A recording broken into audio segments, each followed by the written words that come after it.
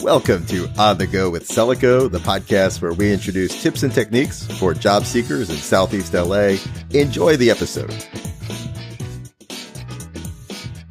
Greetings, listening world, and welcome to On the Go with Celico. And today's episode, we're your hosts, Margene Clements and Tammy Ferranti Lansdowne, hope to have a really meaningful conversation with Vanessa Gonzalez that will ultimately help all job seekers, but especially those with hurdles to overcome.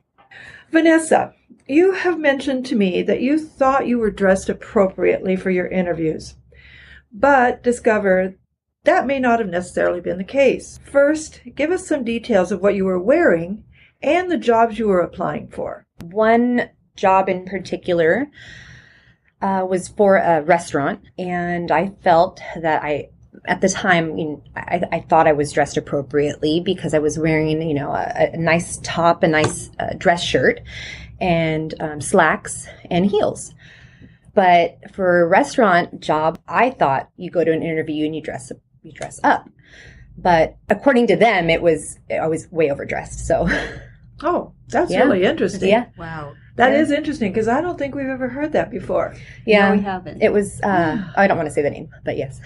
Because the rule of thumb is usually you dress one step above the position that you're applying for. Well, so that's really interesting. Yeah, I was just applying for a cashier's position, so I'd rather you err on the side of being overdressed than on the side of being underdressed. And I don't know, Tammy, what do you think? I think that's a very unusual situation. It was a fast food restaurant. It was a very small fast food restaurant. Mm-hmm. So maybe they just What were they preferring?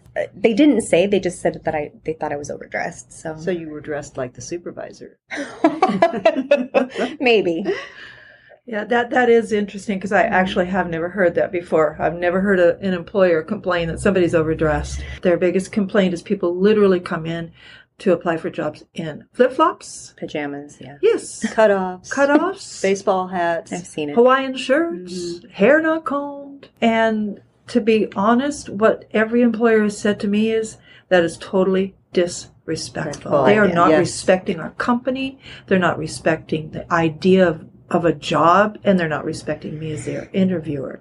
So we want to keep that in mind. And so like I say, I'd rather you interview on the side of overdressed than underdressed. And it's happened to me as well, where I go into a place not expecting to talk to anybody and then end up with an interview. Wow. Like when I saw you, when I met with you, Margene, I had my hair in a bun and no makeup on and jeans and I don't even know what, a sweatshirt or something.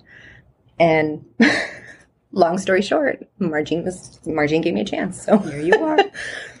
So what is another job that you maybe applied for that you were dressed appropriately, but somehow or other that didn't work either? A transportation company that I applied for. I dressed, actually that time I dressed in a suit with a jacket and slacks, but my hair was in a bun. And I have a visible tattoo, which they could see with my hair in a bun. And I thought I looked very professional. I thought I looked very appropriate. However, when I see, the interviewer staring at my tattoo, or other people in the office mention, or you can hear something saying about a tattoo or something, I knew that was it. All right. Well, let's talk about how employers feel about tattoos and the kinds of jobs that you can apply for and the kind that you can't when you have a tattoo. Some research I've done and things I've heard from employers, but I like to throw out statistics every once in a while, but 31% of employers ranked visible tattoos as the top attribute for not hiring or promoting. I thought that part was also interesting too. Yeah. The promotion part. Wow. Because we usually just think of the hiring part. Yeah. But if you have a visible tattoo, the likelihood of getting promoted is much less also. But it also reminds me, because we can talk about piercings too. Right here at Celico, I had a young lady who went and got a piercing on her nose. And because she was a receptionist, in the end, I had to let her go. She had a choice to take it out, but then it would close or lose her job. And she chose to keep she chose to keep the earring in her nose and lose her job. So, yeah, I mean, and she was someone who already worked here. Well, that's just poor judgment. Right, poor judgment, and the unavailability for a promotion or to move up. Yeah, that's... and that whole process. But the other interesting thing is most companies don't have a formal policy. So they quite often get blindsided or taken by surprise when someone comes in with a tattoo because they don't have a formal policy. So they don't really quite know what to do. Some places have absolute concrete policies where one place, when an amusement park in Orange County that I had applied for, I'd worked there a few years back and I reapplied for a position and went through the look department. And even though I had spent over, $100 in makeup to cover it, and it was covered I actually had 2 visible tattoos. So both of them are covered pretty well. However, not according to their standards. So it was just a no for them. Oh, yeah. There are places who have policies, and those are probably usually your larger corporations and those kinds of businesses. But a lot of your smaller companies do not have a formal policy. It's just something they haven't thought about. It crossed that bridge when I come to it, kind of thing. And so, it just kind of boils down to often how they feel at the moment. How well you present yourself. The other thing that I found was, and I knew this, it is not discrimination to not hire somebody because they don't have a tattoo. Right. Yeah, it is not discrimination. Right. It's not, it has nothing to do with race, creed, religion, anything. So it is not discrimination if an employer says directly to you, I will not hire you because you have a tattoo. You can't go off running discrimination. I can't go see my lawyer, huh? No, can't go see your lawyer. Can't sue. The other thing, sometimes to think about is it's easier in blue collar. I guess in general, stop and think about the types of industries and companies and businesses that will hire someone with a tattoo if you do have one. Yeah. Gear yourself maybe more toward those kinds of skills and those kinds of companies. Your blue collar jobs doesn't matter. And women, let me tell you, blue collar jobs are a great way to go. You'll make a whole lot more money there than you do in other places. There you go. I read that. Yes. I've met quite a few who make good money. Those non-traditional jobs for women will get you a much higher wage rate, and you can have your tattoos. The other is art related. And graphics and design and Hollywood, those kinds of places that are a little more artsy. But don't be fooled. Retail is not necessarily the place, even though you might think of it as art related. Mm-hmm. It is not the place for tattoos. Just a quick experience. We did all the hiring for the new Tom Bradley Airport. Absolutely, positively, no visible tattoos, no odd hair colors. They had to look natural. No large piercings of any kind. Not more than 1 piercing on each ear. I mean, the list really just went on and on and on. So retail and restaurants are not necessarily the places where you think you might be able to apply when you have a tattoo. Some of the places that are okay. Mm-hmm. My friend, she was a musician, she played bass, and she worked at a punk rock record label. And they probably wouldn't hire you if you didn't have a tattoo and a piercing and colored hair. Exactly. Yeah. But then she became a massage therapist, so it still didn't matter. And your larger, real contemporary corporations like Google and Amazon and Yahoo. Very, how is that? Forward very thinking. Forward, very hip. Yeah. It's not a challenge there. And then one other last thing about tattoos, if they're offensive, and I'm not quite sure how that's defined, you will automatically be knocked out of the running if it's a visible tattoo that is something offensive. And I think you'll just have to kind of look that up yourself and see what that means. Vanessa, any other thoughts on tattoos and getting a job? Absolutely. So after being hired here at Celico, I began tattoo removal for one of my visible tattoos. So that's always an option too, because number one, I really didn't like it and it was kind of offensive. come to think about it. So I began the process and have been doing that for about 1.5 years, 2 years, been going through it. It's a long process.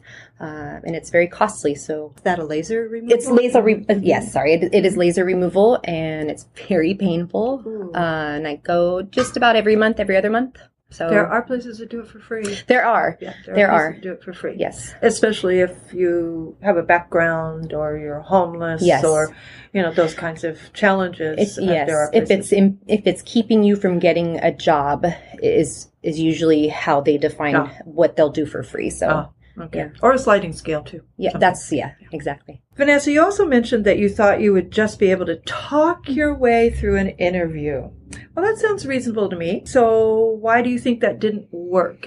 Give me an example of how that didn't work, and maybe even what you said that kind of failed. So I mentioned earlier about applying for a transportation company. I had no idea what I was applying for. I think it was routing, how to route drivers. And so I thought I could talk my way through not knowing something, but I making myself maybe look like I knew. It was difficult because I knew that I didn't know what I was talking about. And, the company made it really easy to research them because they sent me their email. They sent me their website. I had to download the application from their website. So, I just didn't do my research at all. And that was another mistake too. So. Okay, Tammy, let's discuss how that could have been done differently. First of all, I'll just start this with, when a job seeker is not prepared for an interview, lots of things can happen. Mm-hmm. One, you ramble. You just go on and on and on and on without really saying anything. You don't stay on topic. You also increase the prospect of more the fillers. We call them fillers. And you also increase the chance of not actually answering the question. That's kind of what you did. You kind of didn't answer the question. Yeah. Or you talk for long. Answers should be 1 to 2 minutes. That's it. Sometimes you share too much personal information when you don't know what to say, so you start sharing personal information. You're not focusing on your skills. You're not selling yourself. And you're not telling stories or examples that prove who you are, and what you can do. So preparation is key. Tammy, there's a lot more to preparation. How do you prepare? Oh, there's just tons of things you can do. Do your research, practice. I can't say enough about that. Yeah. Mock interviews.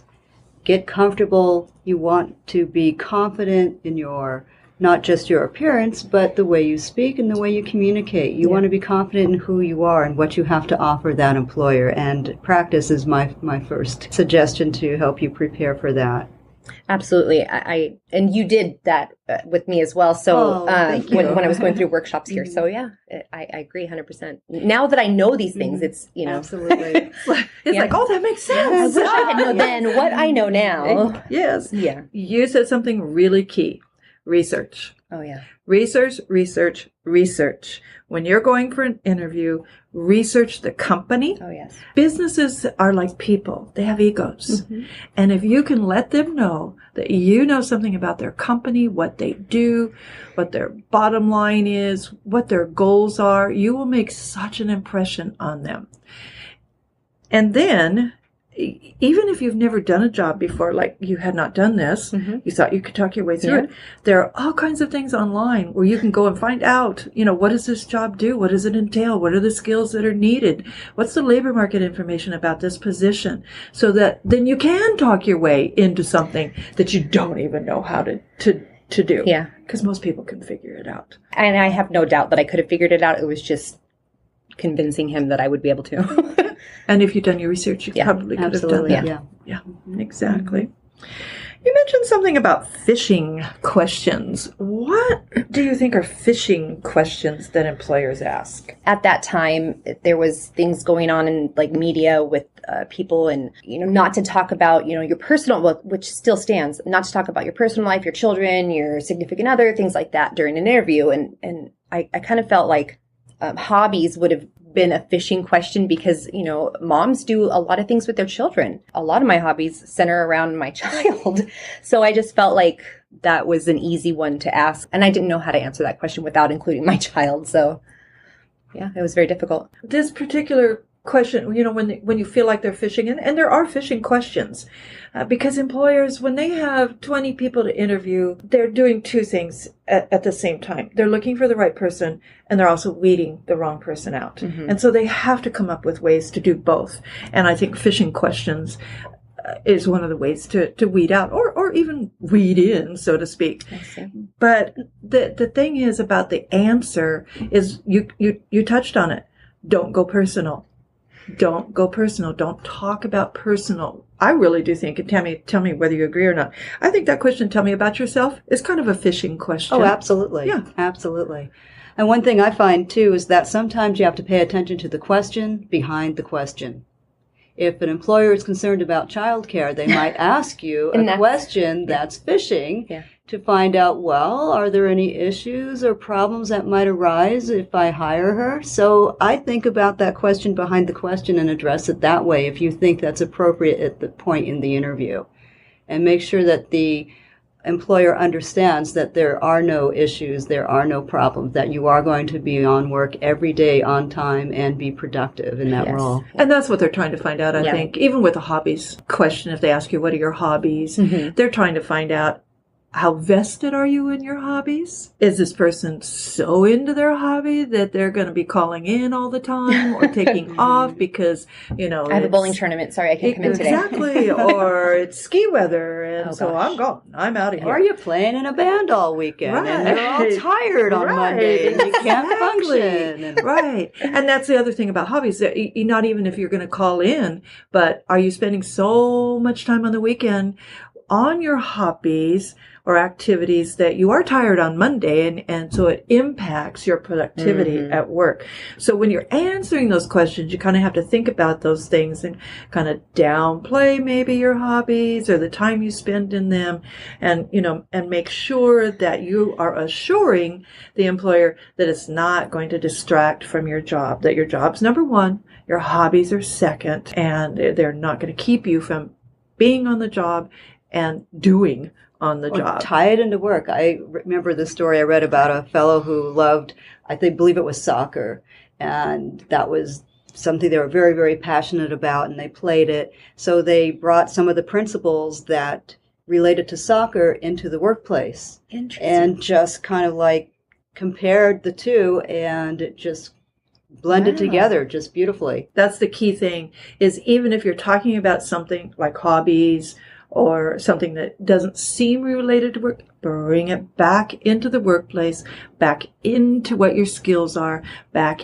into what maybe that hobby can do for the company. Mm-hmm. And the other one is weaknesses. That's kind of a fishing question too, remember? Yes. Your strengths and weaknesses. Yeah. The thing about weaknesses, number one, and also about things like hobbies. Don't say you don't have any. Don't say you don't have any weaknesses. No. Don't say you don't have any hobbies. It just doesn't sound realistic. Yeah. But like when you're talking about weaknesses, and you can do the same thing with hobbies, you bring it back to the workplace. And with weaknesses, you bring it back to, this is how, I know this is my weakness, but this is what I did to change that weakness into, if not a strength, at least something that makes me productive, and the weakness doesn't get in my way of getting anything done or doing what I need to do. There are ways to get around those fishing questions. And if you focus on your skills, bring it back to your skills, bring it back to the company, I think you can always get past those fishing questions. Okay, in some ways, we've gone about this interview a little backwards. Because right now, I'm going to back into an issue that can be very sensitive. We all make mistakes. And you've had some of those mistakes, or we all make poor choices sometimes. Right. Yeah. And you have made some of those, and those impacted your job search. Do you want to tell us a little bit about that? I had a DUI a few years ago. At the time of job search, I hadn't made any payments. I hadn't been, following my, my probationary period stuff. So I had an active warrant. So when I'm asked on an application about, have I ever been arrested, or has this ever, I kind of didn't really know how to answer the question. Just like when I got hired here, I knew that there was going to be, if there's a background check, things like that come up. And if you haven't mentioned anything about it, then they're going to be like, oh, but then how do you mention something about it if it's something that you're not taking care of? So basically, that was a hurdle for me. I had been sent off from a couple of places I applied at because I had to mention that. So that was a big deal. It is a big deal, and it's tricky, but I do think it can be overcome. Absolutely. And I always have this, maybe it might not be the right attitude, but if a company doesn't want me because of something like that, I'm not sure I want to be there either, because even if they did hire me in the end, or they said, I'll give you a try, or whatever the case may be, they might always be looking at me to make a mistake or to do it again, or, do something worse, or, so those are things you have to think about too when that happens to you. So you can kind of walk away going, well, maybe this wasn't the right place for me anyway. Absolutely. I mean, on a positive when it comes to that, you just have to work towards getting rid of anything that has to do with that. I mean, just put that in the past. I wasn't able to make payments because I wasn't working. Well, I got a job with someone who would give me a chance. I was making money and started making payments, and little by little, I paid it down, and once I paid it off, everything was completely, it was done. Everything was over. And that was an amazing feeling. So does that mean it's wiped off your record? It's not off my record. It's there for, I believe, 10 years. 10 years? From the date of conviction, I believe. Okay. So I still have a couple years to go. Okay. Well, people with DUIs do get jobs. Oh. I think I have maybe 2 years to go. So yeah. Okay. Oh yeah, they do. Yes, right. Absolutely. Hello. Yes. Hello. Hello. Yes. Yes. I guess one of the things I've learned over the years, because we talk about it when we talk with persons with disabilities, and we've talked about it when we talk with, real, ex-felons, people who have been actually incarcerated. Yes, And one of the things to remember is to just be open and honest. Yeah. Just be upright about it. And that is usually what's recommended. Then, back away from it and say, but that has nothing to do with how I will be on the job. Absolutely. Right. It's a mistake. It's a choice I made, but it has nothing to do with how I will perform on the job. And then talk about how you'll perform on the job. Exactly. Just dig right in there. Admit it, and then move right into Don't dwell on it. Yeah, what a good employee you're going to be. In other words, move the focus away from that. And again, it goes back to, if even after you've proven to that employer that you can do the job and they still have an issue or a challenge with it, it might not be the right place for you. Yeah. It might be them, not you. Right. Right. Yeah. It very much could be. Okay. And again, it's also going for jobs in the right places, because there are jobs, there are industries, there are companies where, whether you have a misdemeanor or a felon, depending on what it is, it doesn't matter. Right. And so I went to school a few years ago for medical assisting, I graduated, did all that, but I knew that I'm not going to apply for a job as a medical assistant anymore again, because I have a conviction. So basically it's off the table for me. Not an option. Yep. Yeah. So you just have to be smart about the decisions you make and where you want to work, and so on and so forth. I think this has been terrific. I think this can be so helpful to our job seekers. I hope so. Yes. So thank you, Vanessa, for being so open. Yes.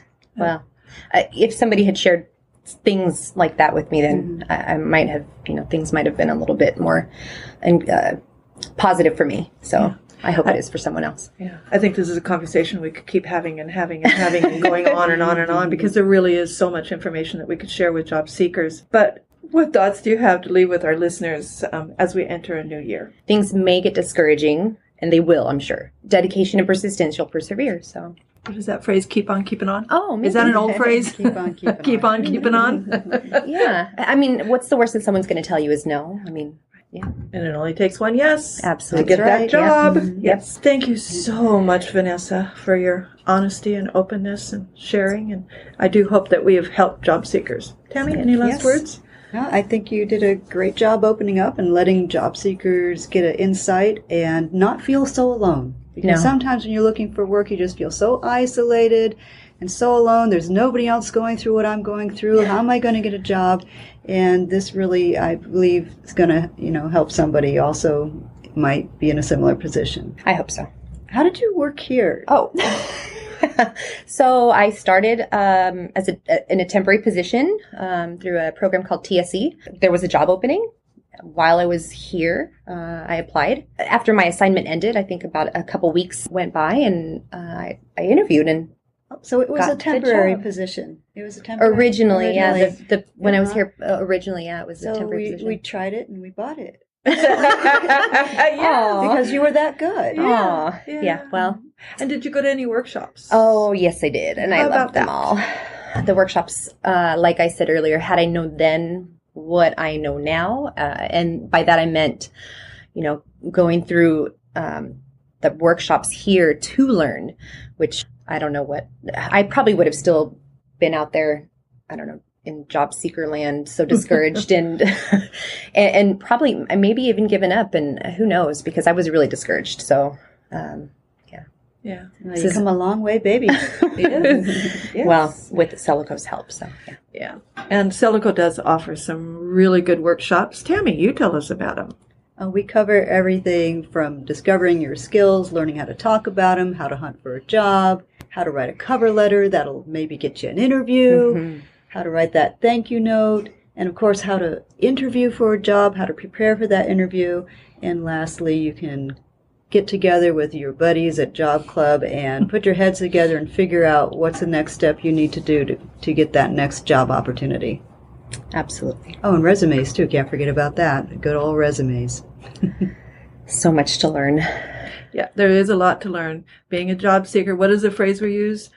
Looking for a job is a job. It really Looking for a job is a full-time job. Yeah. It really is. Thank you, everybody. Thank you for listening to On the Go with Celico. If you've enjoyed the episode, please subscribe to the podcast on iTunes. You can also download our app, available for free on Google Play and the Mac App Store. Thank you for listening, and we'll be back soon with a new episode.